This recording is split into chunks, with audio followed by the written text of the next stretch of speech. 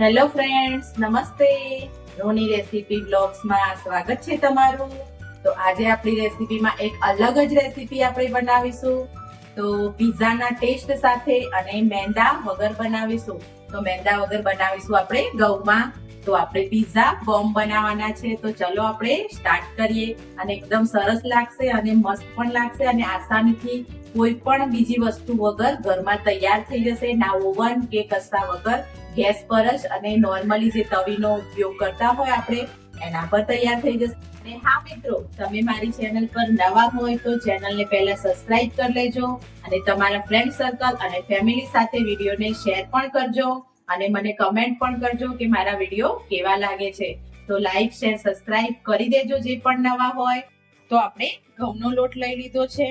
તો ઘઉંના લોટને આપણે જેમ કે રોટલીનો બાંધીએ છીએ લોટ, નહીં રોટલીનો નહીં ભાખરીનો, વચ્ચેના મીડિયમ ગાળાનો લોટને રાખવાનો છે. તો એમાં થોડું મીઠું અને થોડું તેલ નાખી અને આપણે લોટને બાંધી લઈશું. તો આપણે 2 ચમચી જેટલું તેલ લીધું છે. તો હવે આને આપણે નોર્મલી રીતે આપણે આને પહેલા લોટને બાંધી લેશું. તો આ રીતે આપણે નોર્મલી લોટ જે બાંધીએ છીએ એ બાંધી લીધું છે. રોટલી કરતા થોડો કડક બાંધવાનો છે.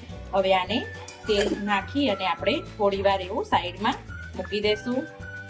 તો અહીંયા આપણે એના માટે ડુંગળી લઈ લીધી છે 2 નંગ, કેપ્સિકમ 1 નંગ અને 4 નાના ટામેટા લઈ લીધા છે. અને આપણે મકાઈને બોઇલ કરવા મૂકી દીધી છે. આખો મકાઈનો ડોડો લઈ લીધો છે. તો આપણે આ બધાને એકદમ ઝીણું ચોપ કરી લઈએ, એકદમ ઝીણું સમારી લઈએ. તો હવે આપણે એ સ્ટાર્ટ કરીશું. તો અહીંયા આપણે બધા શાકભાજીને ઝીણા એવા કટ કરી લીધા છે. તો બધા એક જ બાઉલમાં આપણે એડ કરી લઈશું.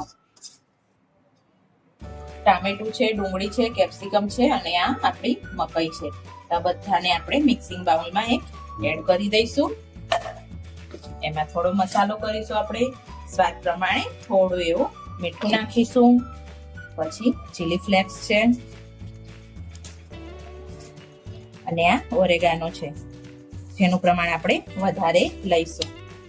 અને એ બધાને પહેલા મિક્સ કરી લઈશું. આપણે થોડો પિઝા અને પાસ્તાનો સોસ લીધો છે, 1 ચમચી જેટલો. આપણે થોડો એવો માયોનીઝને એડ કરીશું આપણા ટેસ્ટને થોડો વધારવા માટે.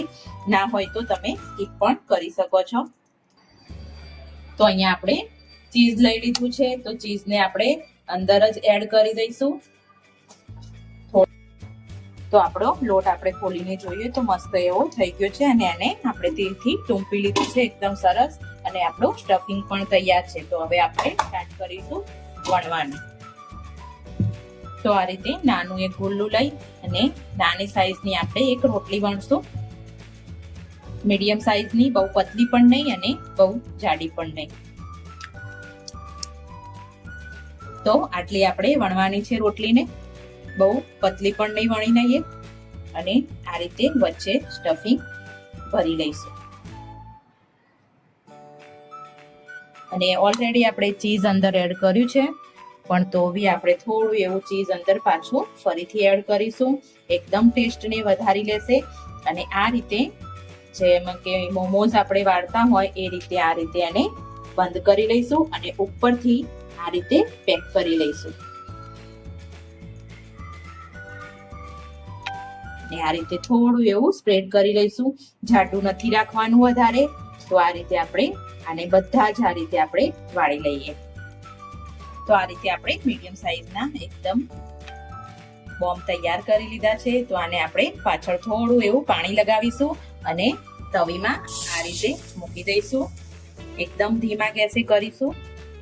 પહેલા મસ્ત સરખું એવું પાણી લગાવીશું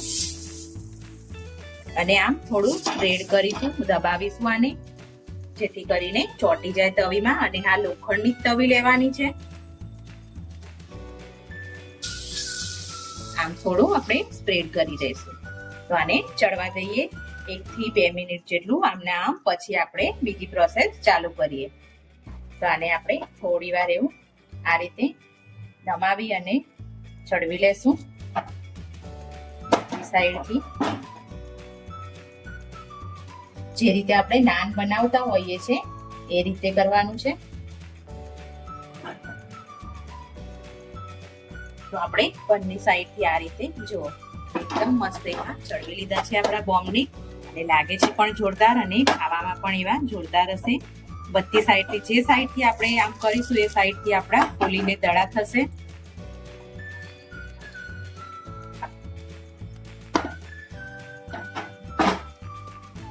બોમ્બને આ રીતે લઈ લેશું અને ઉપર થોડું એવું ઘી હોય તો ઘી, નહીં તો બટર લગાવી લેશું.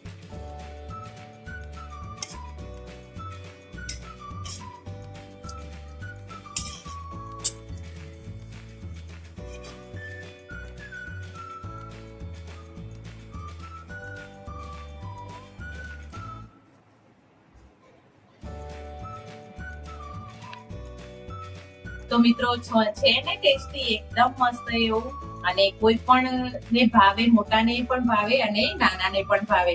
તો તમે પણ તમારા ઘરે જરૂરથી ટ્રાય કરજો અને વિડીયો ગમે તો લાઈક, શેર, સબસ્ક્રાઇબ કરજો અને અવનવી વાનગીઓ મારી જોવા માટે બેલ આઇકોનને દબાઈ દેજો તો રોજ જે નોટિફિકેશન આવી જશે.